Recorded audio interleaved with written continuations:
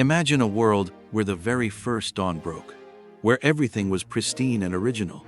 In the Garden of Eden, only two souls existed, Adam and Eve, humanity's first father and mother.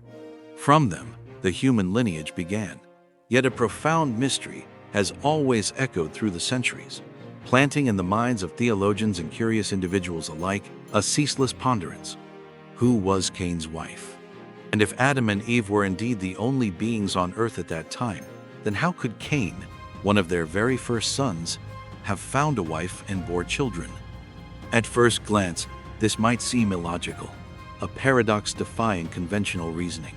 But it is precisely this initial absurdity that holds an irresistible allure, opening a door to unexpected discoveries. The question of Cain's wife is not merely a simple inquiry into genealogy. It touches upon an ancient mystery deeply embedded within the biblical texts. The Bible, in its majesty and conciseness, sometimes remains strangely silent about details we crave to know. This silence is not a deficiency, but perhaps a veiled curtain hiding deeper layers of meaning, truths that have been forgotten or intentionally not elaborated upon. Could it be a sign of time-defying questions, missing pieces in the grand tapestry of human origins? This only intensifies our curiosity, compelling us to delve deeper into every line, every narrative, in search of answers that could fundamentally alter our perception of the world's earliest history. And you, our viewers, may very well share this intense curiosity. Have you ever wondered what lies hidden behind familiar stories? Brace yourselves, because what we are about to reveal might just surprise you. We won't just be recounting an old tale. We will embark together on a journey of deciphering, where every small detail can open a new door. Join us as we seek solutions to the enigmas that have puzzled countless generations. Feel as though you are actively participating in this quest for truth, and that makes the experience all the more captivating. This is precisely the topic we will explore together in this video. Who was Cain's wife and the forgotten daughters of Adam and Eve? We promise not only to give you a simple answer, but to take you on a journey of discovering forgotten truths, aspects of the origin story rarely delved into. You will receive answers deeper than you can imagine, information that not only satisfies curiosity, but also expands your perspective on human history and its sacred significance. Join us as we unveil the mystery, step by step, to decipher the greatest biblical enigma. This will not only change how you perceive an ancient narrative, but could also impact how you understand our very beginnings. Keep watching, as this journey promises the unexpected. Let us rewind the currents of time, returning to the very inception of all things, before mighty empires rose, before languages diverged, and before prophets walked the earth, delivering divine laws. There existed a garden and oasis of primal perfection and unspoiled beauty, known as Eden. It was here, within the very heart of miraculous creation, that God breathed a divine breath, awakening the very first heartbeat of mankind. It was the moment eternity touched the earthly realm, and the complex yet profoundly tragic narrative of humanity began.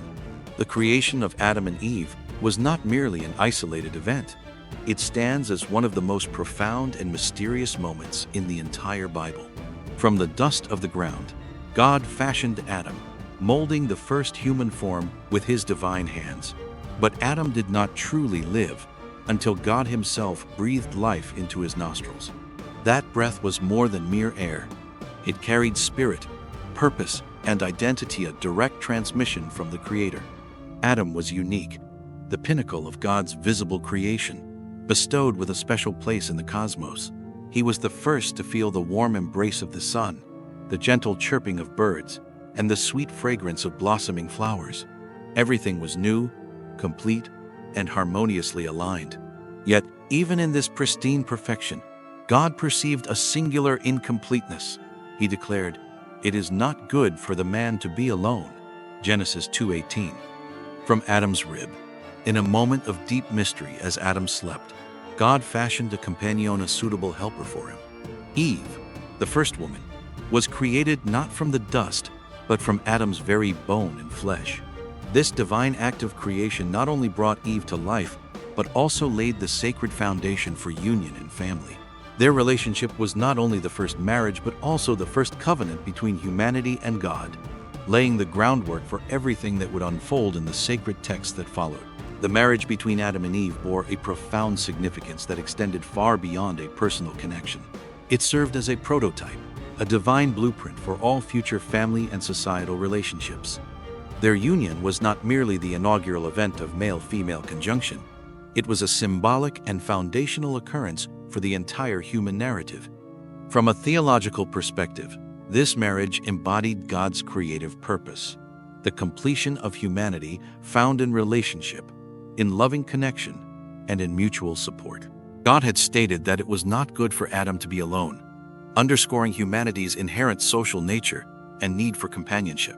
Eve, being created from Adam, was a part of him, bone of his bones and flesh of his flesh, symbolizing the inseparable unity and interdependence intrinsic to marriage.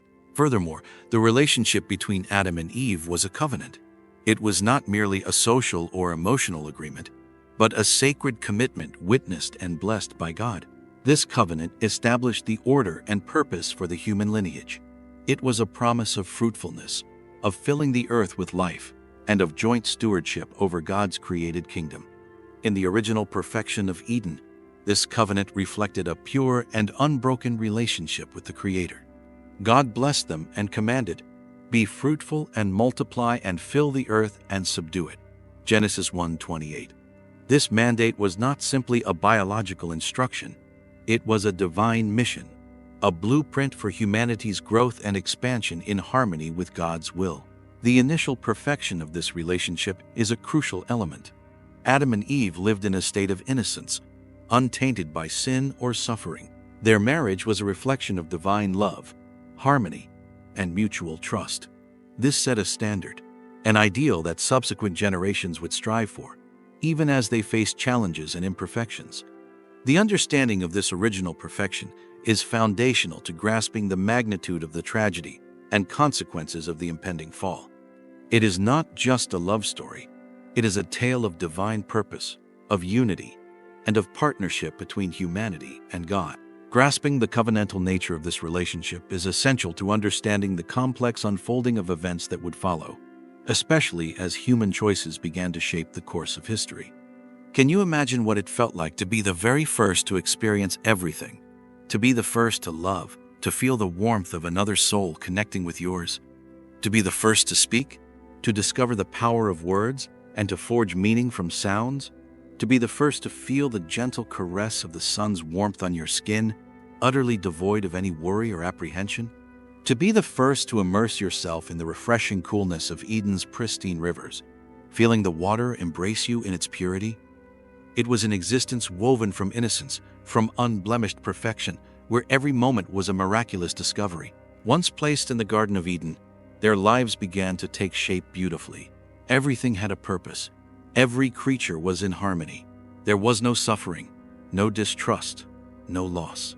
The world was a perfect symphony of life, and Adam and Eve were its principal musicians. They lived in a state of grace, where every need was met, and their relationship with God was direct, unmediated. However, though created in perfection, that story would soon meet the weight of choices and consequences. Original innocence was not eternal without obedience.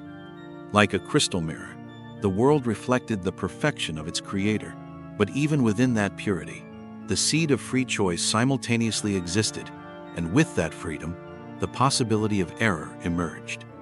Their lives, though beginning with all beauty and promise, would not escape trial. This very contrast sets the stage for the dramatic unfolding of events, laying the groundwork for humanity's first tragedies and initiating a new chapter in the human story. As Adam and Eve embarked on their new life outside the Garden of Eden, their world gradually filled with offspring. Among these firstborn children, two brothers stood out, Cain and Abel.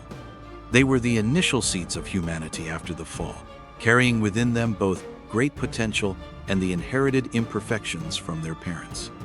Though born into the same family from their earliest days, their characters and paths diverged distinctly. Cain, the elder son, chose the path of a farmer. He dedicated himself to the land, diligently tilling, sowing, and harvesting crops. Cain's life was a constant struggle with nature, an effort to force the cursed ground to yield its fruits. He embodied hard labor, control, and the desire to master his environment. In stark contrast to his brother, Abel chose to become a shepherd. He lived a nomadic life, caring for his flocks under the vast sky, nurturing and protecting the vulnerable lives under his charge. Abel's path demanded patience, care, and a deep connection with the creatures he tended. The differences in their professions not only reflected personal preferences, but also showed a divergence in how they interacted with the world and with God. Cain, whose work was bound to the earth, might have developed a certain self-reliance in his own efforts. He saw the tangible results of his own hands. Abel, conversely, was more dependent on God's provision and his tender care for his animals. From the very first stirrings of human society, a divide began to form. On one side, human initiative and the effort to control. On the other, humility and dependence on the Creator. These fundamental differences laid the groundwork for the impending tragedy, an event that would not only alter the lives of the two brothers, but also leave a deep scar on the soul of humanity. When both brothers reached adulthood, they decided to bring offerings to God. This was not merely a religious act, but a gesture expressing reverence, gratitude, and perhaps even a plea for divine favor. However, within this seemingly similar act, a profound difference was revealed, shaping their destinies and leaving an eternal lesson about the nature of worship and the human heart. Cain, as a farmer, brought an offering of the fruit of the ground, Genesis 4-3. This was the yield of his labor in the field, a symbol of his sweat and effort. Perhaps he chose the best products according to his own judgment, or simply what was readily available after the harvest. Cain's offering was an expression of a relationship based on exchange. He offered God what the earth had given him through his toil. Abel, in contrast, as a shepherd, brought the firstborn of his flock and their fat portions, Genesis 4-4. Abel's choice created a clear distinction. He did not merely offer random animals, but the firstborn, the most precious, the most excellent from his flock. The selection of their fat portions further indicated careful consideration, sacrifice, and a deep sense of reverence. This was not merely a material offering. It was an expression of his heart, an acknowledgement that God deserved the very best, chosen meticulously with genuine love. And the result was, the Lord had regard for Abel and his offering, but for Cain and his offering he had no regard. Genesis 4-4-5. Why did God accept one offering and reject the other? This is a question that has troubled theologians for centuries. Many believe the key lay not in the gift itself, but in how it was given, that is, the quality, attitude, and heart of the giver. Abel's offering was carefully chosen, presented with reverence, and filled with genuine love. It symbolized an absolute priority for God, an acknowledgement of God as supreme. In contrast, Cain's offering, while still a contribution, lacked this distinction, sacrifice, and complete devotion. Perhaps it was offered perfunctorily, or with an attitude lacking humility, self-satisfied in his own efforts, and forgetting God's grace. This difference was not just about the offering, but about the heart behind the act of giving. God's acceptance of Abel's offering and rejection of Cain's was not merely an act of judgment. It was a profound lesson about the nature of worship and the relationship between humanity and God. It expands the discussion beyond the tangible to delve into the meaning of the heart in offering. God cares not only about external actions, but also sees through the motives, attitudes, and deep intentions within each individual. Was God teaching humanity, from its earliest days, that worship is not just a mere ritual, not merely the performance of a religious act in form, or is it about the heart behind the sacrifice? This narrative suggests that true devotion lies not in the material value of the gift, but in the love, reverence, and humility that the giver places in it.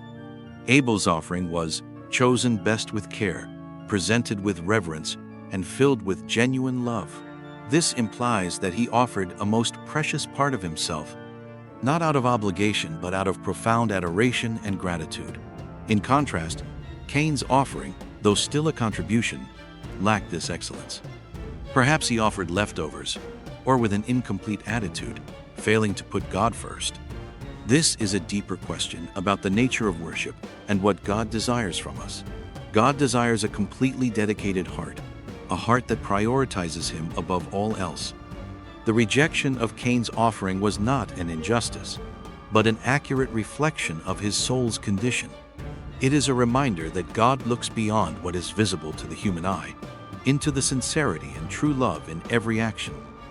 And it was the absence of these qualities in Cain's offering that ignited the fire of jealousy and anger within him.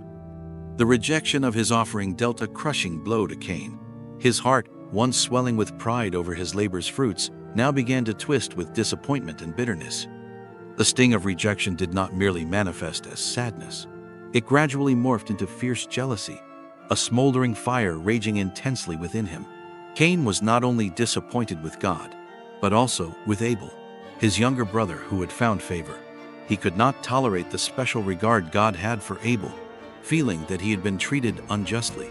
The jealousy grew, consuming Cain's soul, and his face fell under the weight of shame and anger. God saw this storm brewing within Cain.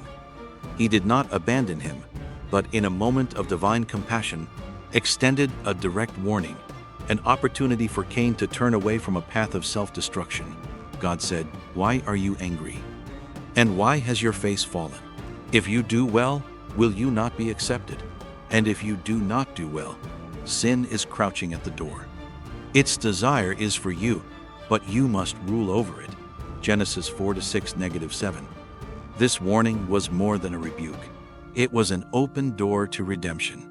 God let Cain know that he had the power to choose, the ability to master the negative emotions engulfing him.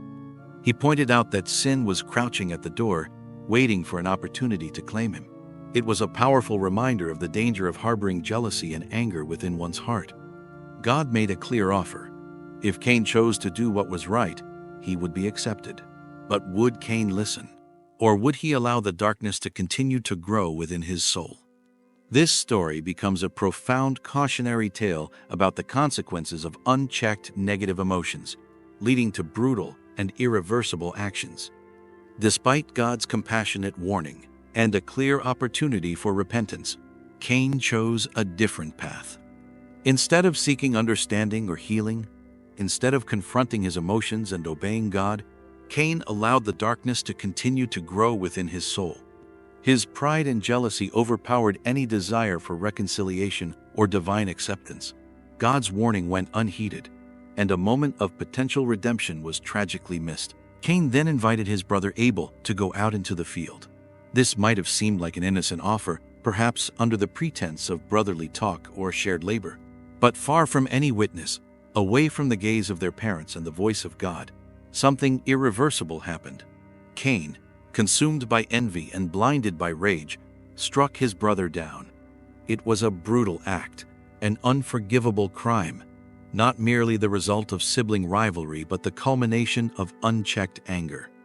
And when God asked Cain, "Where is Abel your brother?"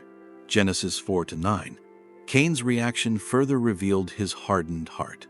He not only denied responsibility but also displayed a chillingly defiant attitude. "I do not know. Am I my brother's keeper?" Genesis 4-9. Can you feel the coldness in those words? Can you imagine uttering such words to the very Creator who breathed life into both you and your brother? This response revealed something deeper than guilt. It unveiled a hardened heart, a spirit unwilling to carry the weight of responsibility. It was not just a refusal to confess, but a refusal to care, an attempt to erase the memory of Abel. Cain's brutal act, fueled by jealousy and unrestrained rage, led to a horrifying and irreversible moment in human history. On the very ground he once tilled and harvested, Cain took the life of his brother, Abel. Abel's blood poured onto the soil, soaking into the place where God had judged Cain's offering. This killing was not merely an act of violence between two brothers. It was the first murder in human history, the first death, the irreversible breaking of life and innocence that had once existed. Now, the ground that once yielded fruits from Cain's hands drank the blood of his own kin. This was not merely a moment of sibling rivalry. It was a pivotal event, a primordial crime that defiled the world and brought a new dimension to humanity's fall. The innocence of Eden had already been shattered by Adam and Eve's disobedience, but Cain's act plunged humanity further into darkness. One brother had taken another brother's life, and with that crime, a heavy shadow fell across the story of mankind. It was not just an individual death, but a collective loss, a primary scar on the soul of a nascent species. This event created an indelible rift in family relationships and between humanity and God. Abel's tragedy was not merely a personal tale. It was a heartbreaking lesson on the consequences of jealousy, unchecked anger, and the refusal of responsibility. From that moment on, the world was never the same. It carried the burden of death and loss, and humanity had to face a harsher reality, where violence could erupt from within the very heart of the family. After that devastating tragedy, what happened next? What punishment awaited Cain? And what deeper mysteries does this story conceal, especially concerning the family of Adam and Eve? What happened to the daughters of Eden, whose names were never written, but whose presence might hold the answer to one of the Bible's most puzzling questions? After the tragedy of Abel and the curse from God, Cain's life took an utterly unexpected turn. Banished from God's presence and wandering the earth, one would imagine him completely isolated. Yet the Bible gives us a brief but powerful and often overlooked detail. Cain knew his wife, and she conceived and bore Enoch. Genesis 4:17. This single verse opens one of the most debated mysteries in biblical history. The phrase, Cain knew his wife, is a delicate Hebrew idiom referring to a conjugal relationship that results in childbirth. However, subsequent ambiguity completely shrouds the identity of this woman. The most crucial details are entirely absent. No name, no origin, no genealogy. This is a surprising omission, especially given that biblical genealogies are often meticulously recorded, detailing lineages. With Adam and Eve introduced as the sole parents of humanity at that time, the question becomes inescapable. Who was this woman? Where did she come from? If Adam and Eve were truly the only human beings created by God, how could there be another woman for Cain to marry? The biblical text's silence regarding the identity of Cain's wife is a pivotal point that sparks curiosity. It suggests that there are aspects of the original narrative that are not explicitly explained or were omitted. This has led to speculation and various theories throughout the centuries, attempting to shed light on this enigma.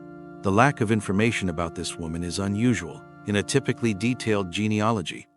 It forces us to look beyond what is explicitly written and to question whether there are things we do not fully understand about the beginning of humanity and the first generations. One of the theories proposed to explain the existence of Cain's wife revolves around the possibility that Adam and Eve had more sons and daughters than explicitly recorded in the Bible. Although the texts focus primarily on the direct lineage leading to later covenants and ultimately to the Messiah, there are verses that hint at a larger family portrait for Adam and Eve. For instance, Genesis 5-4 explicitly states, "After he begot Seth, Adam lived 800 years and had sons and daughters." This verse is crucial because it implies that, in addition to Cain, Abel, and Seth, Adam and Eve had a large family, with many other children whose names are not recorded. The Bible's silence about these names does not mean they did not exist. Rather, it reflects the narrative's focus. The Bible often selects information to highlight the covenantal lineage or pivotal events related to God's plan of salvation. Therefore, although these daughters played an essential role in the continuation of humanity, their names may have been omitted because they were not directly relevant to the main lineage being detailed. If Adam and Eve indeed had many daughters, it provides a logical explanation for where Cain's wife came from. She could have been one of his sisters, or a close relative like a niece, born in those early generations when the population was still sparse. This theory not only resolves the mystery of Cain's wife, but also offers a broader view of humanity's early development. It suggests that God had set a plan for the earth to be filled, and that required reproduction and the continuation of the lineage. The Bible's focus on the main lineage, those chosen to carry the messianic line, means that many figures, especially women or those not part of the chosen line, might have been forgotten in the detailed records. But this forgetting does not diminish their existence or their crucial role in ensuring humanity's continuation. It suggests that while God was working through a specific lineage, simultaneously, the general population was growing and expanding naturally. After murdering Abel and receiving God's punishment, Cain became a wanderer. In despair, he cried out to God, "My punishment is greater than I can bear. Behold, you have driven me out this day from the face of the ground. I shall be hidden from your face. I shall be a fugitive and a vagabond on the earth, and whoever finds me will kill me." Genesis 4:14. This fear-filled plea from Cain is a crucial detail, strongly implying the existence of other people besides his immediate family. If Adam and Eve and their children, Cain, Seth, and the unnamed daughters, were the only people in the world at that time, then the statement, "Whoever finds me will kill me," makes no sense. Who was Cain afraid of? This fear could only be rational if other people existed, individuals who were not necessarily direct members of Adam, Eve, and their son's small family. This leads to the critical question: if no one else existed, whom did Cain fear? This fear suggests that the world outside the Garden of Eden, or at least the region Cain was headed to, was already inhabited. These people could have been other descendants of Adam and Eve, born before Abel's death, or even other lines of humanity that the Bible does not detail in its early texts. Cain's fear was not dismissed by God as irrational. Instead, God acknowledged and addressed that fear by placing a mark on Cain. This strengthens the hypothesis that there was a significant population on earth at that time. If no one else existed, then God placing a mark on Cain to protect him would have been unnecessary. This event becomes one of the main points theologians and scholars use to argue that the Bible is not intended to provide a complete list of all individuals born from Adam and Eve, but rather focuses only on those who played significant roles in the covenantal lineage. God's validation of Cain's fear indicates that the world was far from empty or populated by just a few individuals. On the contrary, it suggests a world sufficiently populated that a fugitive would feel threatened by others, and that his protection would become necessary. God's response to Cain's fearful lament is one of the most complex and profound moments in the narrative. Instead of dismissing Cain's fear as irrational or refusing to protect a murderer, God took it seriously. He declared, "Therefore, whoever kills Cain, vengeance shall be taken on him sevenfold." Genesis 4:15. Then God placed a mark on Cain, a mark of protection, rather than a punishment or humiliation, as many might assume. This mysterious mark, never fully described in the Bible, served as a form of divine protection. It warned anyone who encountered Cain not to harm him. This mark was more than a guarantee. It was God's indirect acknowledgement of the existence of other people beyond Adam and Eve's immediate family. If Cain and his parents, along with his unnamed siblings, were the only people existing, then placing a mark of protection would have been unnecessary. This protection implied the presence of individuals capable of and willing to seek vengeance for Abel's death. God's intervention represented a paradoxical moment where punishment met mercy. Despite Cain's act of murder, God did not allow his life to be taken. This was a mark of consequence, but also of preservation. God placing a mark on Cain suggests that he was aware of a growing and expanding population on earth. This aligns with God's original purpose of being fruitful and multiplying and filling the earth. This event reinforces the theory that many sons and daughters were born to Adam and Eve, creating a population large enough for Cain to feel threatened and for his protection to be necessary. The imagery of justice and mercy intertwined in this narrative highlights the complexity of God's nature and his plans for humanity. Following the tragedy of Cain and Abel, the question of Cain's wife persisted, prompting theologians and scholars to delve deeper into ancient texts. One of the most widely accepted and well-founded theories in the Bible is that Adam and Eve had more children than those explicitly named. The book of Genesis, while a grand narrative of origin, is not a comprehensive chronicle of every event or every individual. Instead, it is a selective account, focusing on the primary lineage relevant to God's divine plan. The fact that the Bible only names Cain, Abel, and Seth, who later replaced Abel, along with a few of their direct descendants, does not imply that they were the only children Adam and Eve bore. The concept of an expansion of the story, rather than a limitation of information, is crucial to understanding this context. The Bible is not a detailed history book in the modern sense, but a theological genealogy, a covenantal narrative. Its primary purpose is to trace the lineage leading to the Messiah, not to record every member of every family. Therefore, the omission of the names of Adam and Eve's other children is logical within that narrative framework, but it by no means negates their existence. This forms an important foundation for us to begin unraveling the mystery of Cain's wife. To further substantiate the theory that Adam and Eve had multiple children, we need to examine information from the Bible itself. Genesis 5-4 states, "After he begot Seth, Adam lived 800 years, and he had sons and daughters." This verse is clear and undeniable evidence. It confirms that Adam and Eve not only had the three well-known sons, Cain, Abel, and Seth, but also had many other sons and daughters whose names are not recorded.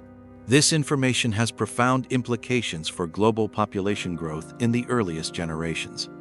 With the astonishing lifespans of the pre-flood patriarchs, Adam living to 930 years and Seth to 912 years, their reproductive capacity was immense. Just imagine, if Adam lived for over 900 years, how many daughters might have been born to him as well? If a couple could live for nearly a millennium and reproduce for a significant portion of that time, their direct descendants would surely number in the hundreds, even thousands. In this context, it is entirely logical that the world's population grew rapidly. Each son and daughter of Adam and Eve, upon reaching adulthood, would also bear children and continue to expand the family. This created a growing community, not merely limited to a handful of individuals. Thus, by the time Cain was exiled and found a wife, the world was no longer a desolate place inhabited by only a few. Instead, it was a world gradually becoming more populated, with enough people for Cain to find a suitable mate among his sisters or nieces, and also enough people for him to fear retribution. Beyond the biblical hints, we can also find external evidence supporting the idea of a more diverse population in humanity's early days. Archaeological evidence and discoveries in ancient cultures, while not directly naming specific individuals from the time of Adam and Eve, provide insights into the presence of human communities in very early periods. For instance, archaeologists have uncovered traces of early human societies, burial grounds, cave paintings, and tools used from immensely ancient times. These traces of humanity, predating written history, suggest a much broader population than that described in the concise biblical genealogies. Some scholars and theologians have proposed hypotheses to explain the presence of these early communities. One hypothesis suggests that God may have created multiple lines of humanity, not exclusively limited to the lineage of Adam and Eve. This would align with archaeological evidence of widespread human settlement and complex communities existing in early times. In this interpretation, Adam's family was not the sole human lineage, but rather the covenantal lineage, the chosen line to carry forward the spiritual story of redemption. While others lived and multiplied across the earth, Adam's lineage is highlighted due to their unique role in God's plan. However, it is crucial to remember that the Bible is not intended to provide a detailed history of every person or every event. Instead, it is a theological genealogy, a narrative of God's relationship with humanity through a specific lineage. Therefore, the omission of other people does not mean they did not exist. The Bible's silence about these individuals might simply be due to its focus on highlighting the lineage leading to Noah, Abraham, and ultimately the Messiah. External evidence, though speculative and not always widely accepted in mainstream religious traditions, nevertheless raises important questions and expands the discussion about humanity's beginnings. Given the understanding that Adam and Eve had many children and that the world's population was growing, the most widely accepted explanation for Cain's wife is that he married a sister or a close relative. This might initially sound unsettling by today's social and ethical standards, but it must be viewed within the unique historical and biological context of humanity's earliest generations. In the formative days of humanity, when the Earth was still young and human DNA had not yet been corrupted by generations of mutation, marriage between close kin was not considered sinful or unnatural. On the contrary, it was a practical necessity for the survival and continuation of the human race. When there were only a handful of people, or even just one primordial family, to produce offspring, endogamous marriage was the only way to maintain and expand the population.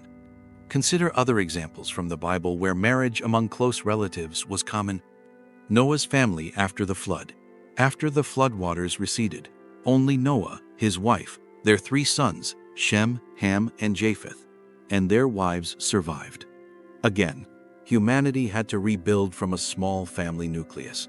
To repopulate the earth, Noah's children undoubtedly had to marry among themselves or with very close relatives. The Bible does not detail where Noah's sons found their wives, but the situation implies that intermarriage among close kin occurred. Abraham and Sarah. Abraham, the father of nations, married Sarah, who was also his half-sister, daughter of his father but not his mother. In Genesis 20:12, Abraham himself states, "Indeed, she is my sister, the daughter of my father, but not the daughter of my mother, and she became my wife." This marriage was not condemned, it was blessed, and through it, Isaac, the child of promise, was born. Isaac and Rebekah. Isaac, Abraham's son, later married Rebekah, his cousin, the daughter of his uncle Bethuel. Genesis 24. Jacob, Leah, and Rachel. Jacob, Abraham's grandson, married 2 of his cousins, Leah and Rachel, the daughters of Laban. Genesis 29. These examples demonstrate that marriage within the extended family was not only permissible but necessary in those early days. It was a way to preserve lineage, tradition, and purity of belief in a world still in its nascent stages. However, these rules changed significantly later in biblical history. Millennia after Adam and Eve, the Mosaic Law, given to the Israelites, introduced a new ethical and societal structure. In Leviticus 18, laws were established that prohibited marriage between close kin. This was not a refutation of what had transpired before, but rather part of a divine progression. The reasons for this shift could be multifaceted. Prevention of genetic issues. As the human population grew and diversified, genetic problems arising from close intermarriage became more apparent. God, in His wisdom, established laws to protect human health and well-being. Establishment of new ethical boundaries. As society matured and became more complex, God introduced new moral standards to maintain order and purity. The prohibition of close-kin marriage helped foster societal diversification and prevent the concentration of power or potential degradation within small groups. Strengthening national identity. For Israel, establishing clear marriage laws was also a way to reinforce their distinct national identity and separation from surrounding peoples. Some scholars and theologians have proposed hypotheses to explain the presence of these early communities. One hypothesis suggests that God may have created multiple lines of humanity, not exclusively limited to the lineage of Adam and Eve. This would align with archaeological evidence of widespread human settlement and complex communities existing in early times. In this interpretation, Adam's family was not the sole human lineage, but rather the covenantal lineage, the chosen line to carry forward the spiritual story of redemption. While others lived and multiplied across the earth, Adam's lineage is highlighted due to their unique role in God's plan. However, it is crucial to remember that the Bible is not intended to provide a detailed history of every person or every event. Instead, it is a theological genealogy, a narrative of God's relationship with humanity through a specific lineage. Therefore, the omission of other people does not mean they did not exist. The Bible's silence about these individuals might simply be due to its focus on highlighting the lineage leading to Noah, Abraham, and ultimately the Messiah. External evidence, though speculative and not always widely accepted in mainstream religious traditions, nevertheless raises important questions and expands the discussion about humanity's beginnings. Given the understanding that Adam and Eve had many children and that the world's population was growing, the most widely accepted explanation for Cain's wife is that he married a sister or a close relative. This might initially sound unsettling by today's social and ethical standards, but it must be viewed within the unique historical and biological context of humanity's earliest generations. In the formative days of humanity, when the Earth was still young and human DNA had not yet been corrupted by generations of mutation, marriage between close kin was not considered sinful or unnatural. On the contrary, it was a practical necessity for the survival and continuation of the human race. When there were only a handful of people, or even just one primordial family, to produce offspring, endogamous marriage was the only way to maintain and expand the population. Consider other examples from the Bible where marriage among close relatives was common. Noah's family after the flood. After the flood waters receded, only Noah, his wife, their 3 sons, Shem, Ham, and Japheth, and their wives survived. Again, humanity had to rebuild from a small family nucleus. To repopulate the earth, Noah's children undoubtedly had to marry among themselves or with very close relatives. The Bible does not detail where Noah's sons found their wives, but the situation implies that intermarriage among close kin occurred. Abraham and Sarah. Abraham, the father of nations, married Sarah, who was also his half-sister, daughter of his father but not his mother. In Genesis 20:12, Abraham himself states, "Indeed, she is my sister, the daughter of my father, but not the daughter of my mother, and she became my wife." This marriage was not condemned. It was blessed, and through it, Isaac, the child of promise, was born. Isaac and Rebekah. Isaac, Abraham's son, later married Rebekah, his cousin, the daughter of his uncle Bethuel. Genesis 24. Jacob, Leah, and Rachel. Jacob, Abraham's grandson, married 2 of his cousins, Leah and Rachel, the daughters of Laban. Genesis 29. These examples demonstrate that marriage within the extended family was not only permissible but necessary in those early days. It was a way to preserve lineage, tradition, and purity of belief in a world still in its nascent stages. However, these rules changed significantly later in biblical history. Millennia after Adam and Eve, the Mosaic Law, given to the Israelites, introduced a new ethical and societal structure. In Leviticus 18, laws were established that prohibited marriage between close kin. This was not a refutation of what had transpired before, but rather part of a divine progression. The reasons for this shift could be multifaceted. Prevention of genetic issues. As the human population grew and diversified, genetic problems arising from close intermarriage became more apparent. God, in His wisdom, established laws to protect human health and well-being. Establishment of new ethical boundaries. As society matured and became more complex, God introduced new moral standards to maintain order and purity. The prohibition of close-kin marriage helped foster societal diversification and prevent the concentration of power or potential degradation within small groups. Strengthening national identity. For Israel, establishing clear marriage laws was also a way to reinforce their distinct national identity and separation from surrounding peoples. It is crucial to understand that God allowed what was necessary in the beginning, then restricted it as humanity matured. Initially, human survival and expansion depended on family ties bound by covenant, rather than by a social taboo. There were no established nations, no tribes, and no communities beyond the first family.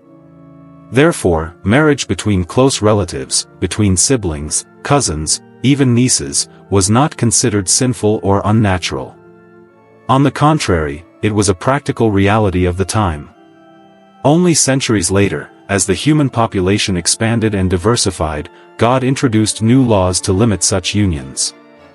These laws, delivered through Moses, were designed to prevent genetic complications and establish new ethical boundaries for a maturing society. This change in legislation also reflects a transition in God's relationship with humanity. Initially, humans lived much longer and the earth was relatively pristine. As sin propagated and the world became more complex, lifespans decreased, and laws became essential to guide humanity in an increasingly fractured world. While the canonical Bible remains silent on the identity of Cain's wife, another ancient text ventures to fill that void. This is the Book of Jubilees, an apocryphal text often referred to as Little Genesis. Although not included in the official canon of Jewish or Christian Bibles, the Book of Jubilees is still held in regard within some Jewish and Christian traditions for its historical value and the expanded narratives it provides. The Book of Jubilees not only clarifies events from Genesis but also names the daughters of Adam and Eve, offering details omitted from the mainstream account. According to the Book of Jubilees, two of Adam and Eve's daughters were named Awan and Asherah. And it is Awan, according to this text, who is identified as Cain's wife. This is a remarkable revelation, providing a specific identity to this enigmatic figure in Cain's story. Awan's name, possibly deriving from ancient Hebrew or Phoenician roots, has been translated to mean either vice or power. This duality in her name's meaning is quite striking. It could reflect the burden she carried as the partner of the world's first murderer. Awan's life was intricately linked to one of the most infamous figures in human history, and her role could carry a deeper significance. Or perhaps, it signifies the strength she embodied as a woman tied to such a prominent figure. The Book of Jubilees describes Cain as having known his wife after being exiled to the land of Nod, east of Eden. If this account is true, and Cain did not meet his wife immediately after his exile, but only after many decades had passed, then the Earth's population would have grown substantially by then. This would strengthen the argument that there were enough people for Cain to find a wife and build a city. Indeed, the Book of Jubilees suggests that nearly 300 years might have gone by before Cain built the city of Enoch. This implies that the Earth's population would have grown substantially, perhaps reaching dozens, even hundreds of people, all descended from Adam and Eve. By the time Cain encountered Awan, Adam's family might have expanded far beyond the 5 names we typically associate with the story. Even Seth, on his own, is said to have fathered many sons and daughters. And if Adam lived for over 900 years, how many other daughters might have been born to him as well? What if the land of Nod was not an empty wilderness, but a region where scattered members of the extended human family already lived? And if Cain named the city after his son, Enoch, does that not suggest a sense of legacy, a desire to begin again, not just as a fugitive, but as a builder? And what role did Awan play in that transformation? Was she merely his wife or a partner in his attempt to redefine himself after the mark of shame? The revelation about Awan in the Book of Jubilees, along with the evidence and theories discussed, reinforces a crucial point: marriage among close kin was not condemned in humanity's earliest generations. In a nascent world, where human DNA was still pristine and not yet degraded by generations of mutation, such unions did not carry the negative biological consequences we associate with them today. For many, the thought of Cain marrying his sister remains unsettling. However, in the context of a brand new world, where the Earth was still young and human DNA had not yet been corrupted by generations of degeneration, such unions would not carry the same biological consequences they do today. It was not a scandal, it was a survival necessity. When Cain took a wife and built a city, he was not stepping outside of God's plan, but continuing the pattern set in motion by creation itself. In the beginning, sibling marriage or unions among close kin were not only acceptable, they were vital. There were no established nations, no tribes, and no communities beyond the first family. Throughout the early chapters of the Bible, we find other examples of this familial pattern being repeated. Even Noah's family followed this pattern, with sons and daughters intermarrying to repopulate the earth after the flood. After the flood, Abraham married his half-sister Sarah, and their son Isaac married his cousin Rebekah. Jacob married 2 of his cousins, Leah and Rachel. What we now see as unusual was once a sacred continuation of life.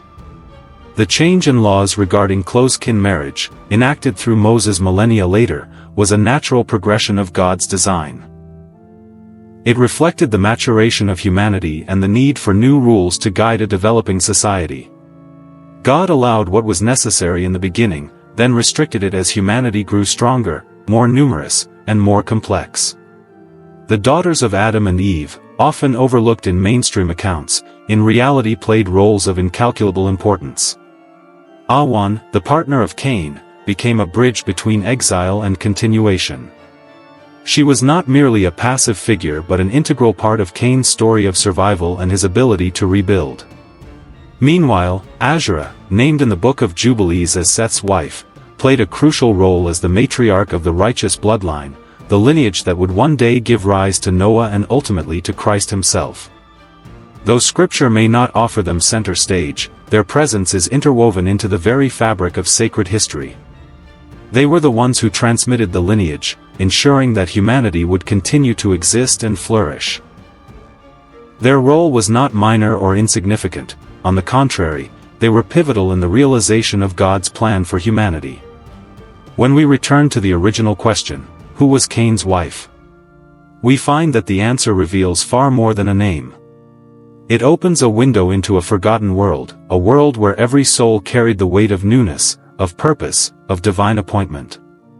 A world where even the unnamed played sacred roles. And perhaps, just perhaps, it calls us to look again at the margins of the story, to find meaning in what was almost lost to time.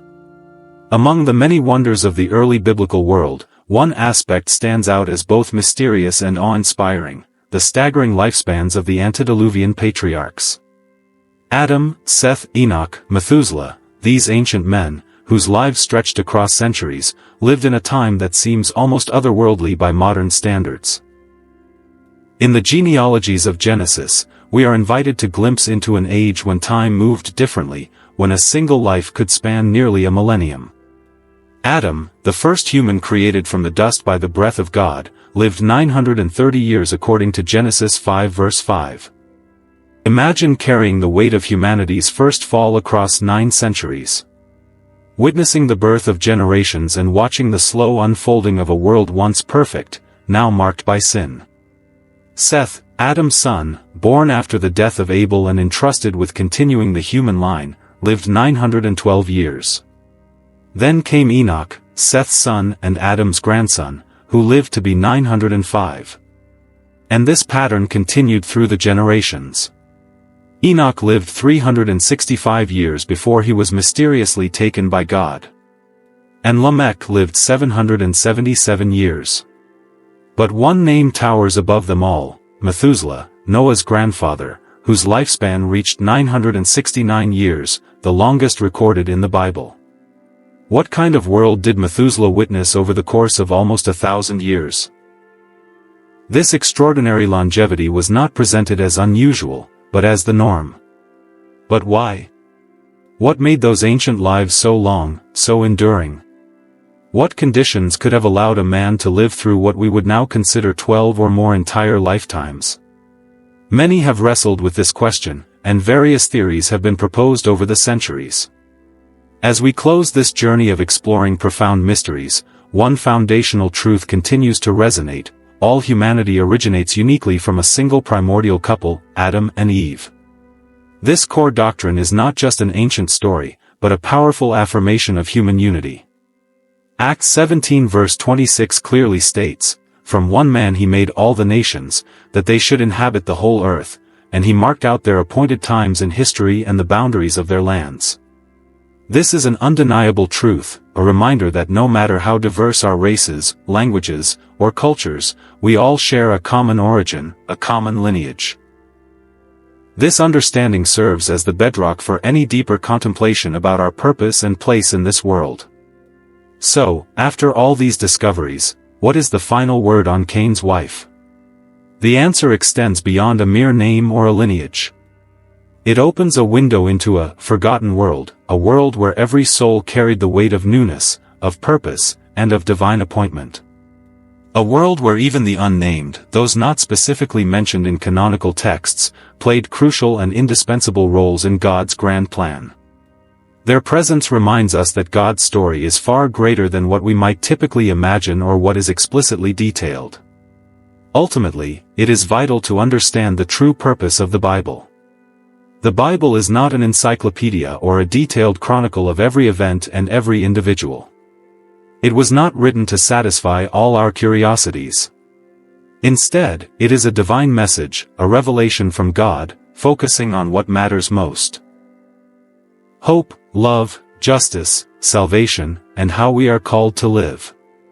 Its purpose is not to satisfy every curiosity, but to awaken the soul, guiding us towards eternal truths and a relationship with our Creator. Therefore, the key is not about knowing everything, but about trusting God. Faith is not built on decoding every mystery or knowing every name. It is built on trust, on walking with God even when the road isn't fully mapped out. The Bible is a gift, a sacred invitation to draw closer to the Creator. Now it's your turn to reflect. Do you believe in the information presented by the Book of Jubilees, even though it is an apocryphal text? Who do you think Cain's wife truly was? Leave your thoughts in the comments section. We would love to hear your perspective. Your opinion truly matters and helps keep these important conversations alive. Thank you so much for joining us on this journey. May the wisdom of God, the peace of His Spirit, and the love of His Word be with you always. God bless you.